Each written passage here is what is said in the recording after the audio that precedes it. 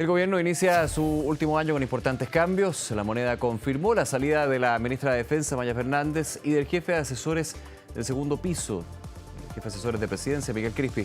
Mientras Maya Fernández deja el cargo a raíz de polémica, o durante lo que ha sido esta polémica por la fallida compra de la casa del expresidente Salvador Allende, Crispi lo hace luego de la polémica sesión de la Comisión de Investigación del caso Monsalve y su rol en el manejo del caso Convenios. ¿Qué implican estos ajustes para el gobierno? Las señales, la proyección también en el último año. Conversamos hasta ahora con el senador del Partido Socialista, José Miguel Insulza. ¿Cómo está, senador? Gusto saludarlo. Muy buenas tardes, ¿cómo está, Nicolás? Qué gusto saludarlo. Bien, pues movida la tarde, varios cambios anunciados, también la ratificación como ministra de Macarena Lobos, hay un cambio también de la subsecretaría de la SECPRES, ya tuvimos la semana pasada la salida de Carolina Toá. Déjeme ir punto por punto. Maya Fernández renuncia al Ministerio de Defensa. ¿Era algo que ya se hacía inevitable? Yo creo que sí, a estas alturas creo que, digamos, si se quería descomprimir un poco la situación, que lo estaba una acusación constitucional, íbamos a tener una larga discusión, probablemente se habría rechazado en la Cámara, pero podría haber pasado en el Senado porque hay mayoría de la derecha.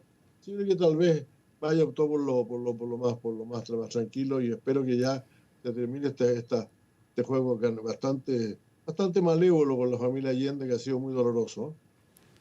Ahora, muchos Pero en decían fin, yo le también que... deseo mucha suerte y le agradezco mucho Sí. que haya hecho la decisión que tomó, porque Sí, y muchos decían que eso podría haber seguido, ¿no? Sí, yo lo entiendo. Muchos decían que esta polémica venta, digamos, de la casa del expresidente, además de tener varias aristas, una investigación de la Fiscalía, la situación en términos de esta acusación constitucional, por ejemplo, la situación de la senadora Allende, donde hay presiones de la oposición, también manchaba el apellido Allende. ¿Usted coincide con eso? Mire, no sé si yo no usaría ese término, la verdad es que me parecería muy injusto porque tanto Isabel como Maya son gente que han trabajado seriamente dando bastante prestigio al apellido.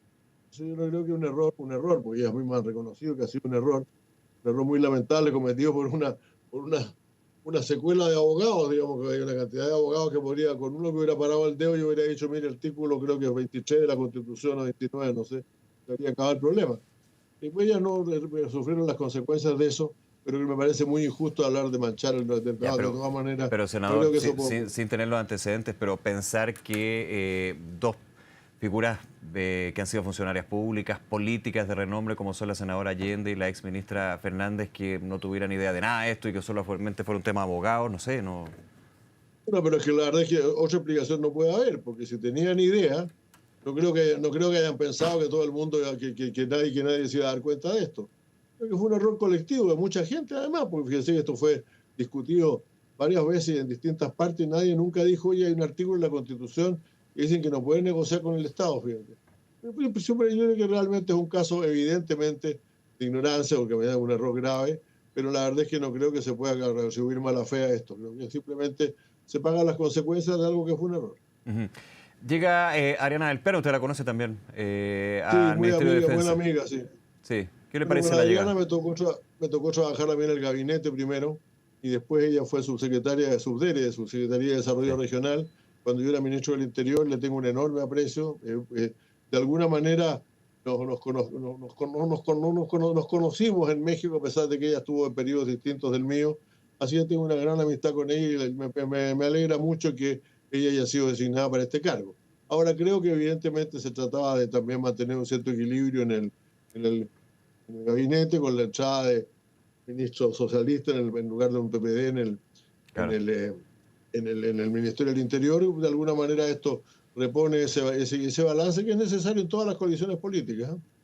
Y en todos los gobiernos, ¿no? Y qué bueno que lo mencione porque también dentro de estos cambios, obviamente el que va manejando, no manejando, pero sí generando un movimiento quizás más profundo es la salida de que fuera jefa de gabinete, la ministra del Interior, Carolina Toá, algo que se esperaba, algo que conversamos en su minuto cuando estaba la duda de si la presidenta Bachelet diría sí o no a la posibilidad de hacer la carta del Partido Socialista, la llegada de Álvaro Elizalde como ministro del Interior, insisto, la ratificación de Macarena Lobos como ministra de la Exacto. SECPRES. Ahora, Bueno, ¿cómo la analiza usted lo que fue la Macarena, salida de Carolina Toá, senador? mire, yo creo que era el momento de salir. El lugar probablemente podría haber sido antes o después, no sé, las personas eligen, pero ella decidió ahora dar el paso ya y creo que la iba hasta ahora en esta progresión de apoyo. Yo espero que que siga creciendo, porque la semana pasada decían todos, no, pero tiene 1 o 2%, y ahora que tiene 10%, todos dicen, bueno, tiene 10% nomás, bueno, vamos viendo, vamos subiendo, ¿no? Hay que ir escalando por ahí. Ujú. Y ahora, y en esta clave electoral, ¿cómo se va configurando también el escenario y el camino del Partido Socialista, el PPD, del socialismo democrático? ¿Bajo el paraguas de Carolina Tobar o con la necesidad de una primaria lo más abierta posible con el Partido Comunista del Frente Amplio, por ejemplo? Bueno, mire, esto va a depender, yo creo, fundamentalmente de lo que vamos a saber probablemente el jueves, ¿no? Yo creo que si el jueves la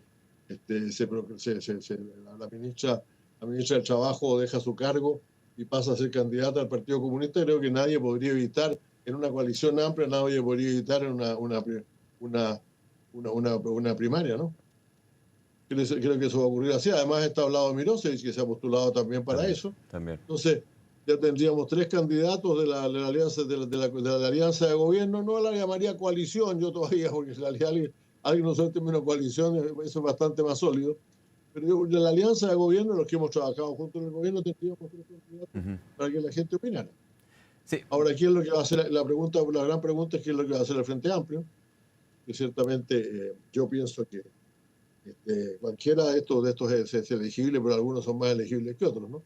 Yo creo que realmente Carolina tiene más fuerza hacia el centro, el centro del espectro político, que donde cuando está bastante dividido, es todavía es una fuerza fundamental a considerar, ¿no? Senador, vuelvo al gobierno del presidente Boric, ¿no? Y también en su experiencia vigente y también en los cargos que ocupó en distintos gobiernos, digamos, en otras épocas, pero finalmente hay cosas que sirven muchísimo para ir analizando lo que es el último año de gobierno. Cuando se habla del síndrome del pato cojo, siempre suena el... Hoy recordé mucho ese momento en que yo dejé el Ministerio de Relaciones Exteriores y se me nombró ministro de la Presidencia, ¿no? El otro día en el Senado, cuando entró Macarena Macarena Lobo. Hay muchas Macarenas en este mundo, así que Macarena Lobos, cuando entró Macarena Lobos a la sesión, todo el mundo la aplaudió. Yo recordé que lo mismo me había pasado a mí cuando entré como ministro de secretario general de la Presidencia. Yo creo que va a hacer un gran trabajo, me parece que es muy justo que realmente la hayan nombrado, porque quienes vieron, por ejemplo, el debate... ¿No le molestó o no le complicó, digamos, lo voy a poner en esos términos, digamos, que haya sido anunciada como subrogante, no inmediatamente como hoy ratificada como ministra? Bueno, yo creo que no, creo que el presidente había pensado... el presidente, él hace lo que quiere, digamos. Creo que el presidente había pensado solamente lo de Elizalde ahora, que era indispensable, porque es el jefe del gabinete, ¿no? Y luego iba a hacer un cambio un poquito más general, se hablaba mucho de los de Maya, se hablaba de otros, etcétera. Hay otros nombres incluso que se han señalado por ahí, la posibilidad de la salida de la ministra del Trabajo. Yo creo que realmente no, creo que en realidad hubo un cierto viraje, cierto cambio. Hagamos todos los cambios de inmediato, esa fue un poco la idea, ¿no? Por lo cual, por lo demás, se presiona bastante el cambio del Partido Comunista, que tendrá que tomar una decisión este jueves, ¿no? Sí. En este último año, ¿qué cree usted que debe administrar o va a administrar el presidente Boric y su equipo? Mire, hay distintas experiencias sobre esto. Yo cuando yo entré como secretario general de la presidencia, por ejemplo, faltaban 8 meses para que terminara el gobierno. Y sin embargo, en esos 8 meses pasaron una montonera de cosas, una cantidad de cosas. Cuando Mario Fernández asumió el cargo, le faltaba más de un año, en el gobierno el segundo gobierno de la presidenta Bachelet, él dijo, bueno, digamos, estamos para aquí para terminar el gobierno, etcétera, y en realidad el último año no ocurrieron demasiadas cosas, ¿no? Así que es muy distinto. Yo creo que este año todavía va a ser movido por algunas reformas que están pendientes. Está la ley sobre delitos económicos que vamos a ver la mañana en el Senado. Está también, por cierto, las reformas políticas que se han planteado, que yo espero. Ahí hay una cosa rara, porque se presentó unas indicaciones que no eran las originarias del proyecto, y el ministro Elizalde siempre fue muy partidario precisamente de las originarias del proyecto. Vamos a ver cómo se desarrolla eso. Creo que van a pasar cosas, van a pasar cuestiones importantes. Además, hay muchos candidatos presidenciales ahora. Sí. Tenemos del lado nuestro tenemos 2 ya declarados y una que se declare probablemente el jueves. La derecha tiene 3 y hasta el Rojo Eber, que creo que dijo que iba a ir por los social cristianos. Por lo tanto, en pocos partidos, en varios partidos de derecha van a haber 4 candidatos. Claro. Entonces yo creo que va a ser un periodo más interesante de lo que se piensa. Y yo creo que además hay temas económicos importantes y que los cuales preocuparse, ¿eh? Yo creo que esta suspensión de un proyecto importante de hidrógeno verde en Magallanes, argumentando que el mercado está un poco copado, ¿no? Se vincula mucho también con el tema del litio, ¿no? Que ha tenido una caída muy brusca. O sea, todos pensaban hace unos años atrás, algunos, yo nunca, yo siempre dije, estuve en contra de eso, de decir eso, que el litio era como el nuevo cobre, ¿no? Y ahora resulta que el precio del litio está bastante más bajo de lo que se había presupuestado incluso. Y eso nos va a plantear problemas presupuestarios, ¿no? El tema de la discusión presupuestaria de este gobierno. De hecho, ya hay que apretar el presupuesto.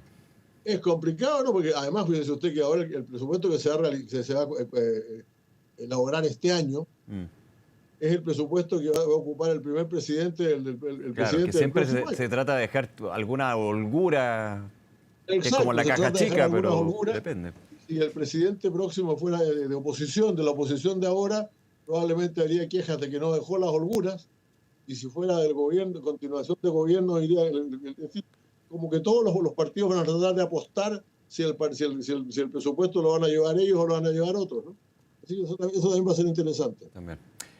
Senador, por último, y se me estaba yendo porque han pasado varias cosas, digamos, en este día, ha estado bien movido. La salida, la renuncia de Miguel Crispi, jefe de asesores de la presidencia.